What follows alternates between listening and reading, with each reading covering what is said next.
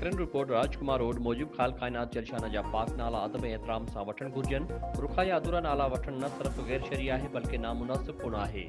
रब कायनात जो जहिड़ो शान आहे संस नाला भी शायान शान सां वरिता वञनि या पुकारिया वञनि। इहा ॻाल्हि मुबलक दावत इस्लामी कारी नसीम अतारी दावत इस्लामी जे मदनी मरकज़ फैज़ान मदीना सकरन में हफ़्तेवार इज्तिमा में बयान कंदे चई रहियो हो।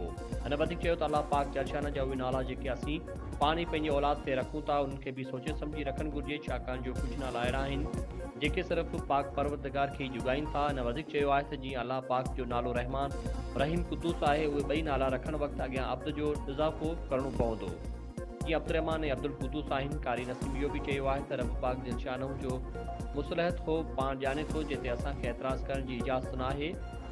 जीअं अल्लाह अज़ व जल कंहिंखे ग़रीब कयो त कंहिंखे अमीर, कंहिंखे बीमार त कंहिंखे सेहतमंद, कंहिंखे ताक़तवर त कंहिंखे कमज़ोर, उहे सभु संत राज़ आहिनि जिन ते असां जूं ज़ुबानूं ख़ामोश हुजनि थियूं, छाकाणि जो असांजे इक़्तिदार में कुझु बि न आहे। उन करे उहो सोचणु घुरिजे त असीं मख़लूक आहियूं, उहो असांजो ख़ालिक़ु आहे, ॿिन्ही जहाननि संदे इख़्तियार में आहिनि। हिन वधीक चयो आहे त रब करीम जलशानहू जे नालनि जो विर्द करण बि वॾो फ़ाइदेमंद आहे, बसि असांखे सम्झण ऐं गौर करण जी ज़रूरत आहे। इज्तिमा में पाक परवरदिगार जे नालनि जूं फ़ज़ीलतूं पिणु बयानु कयूं वयूं।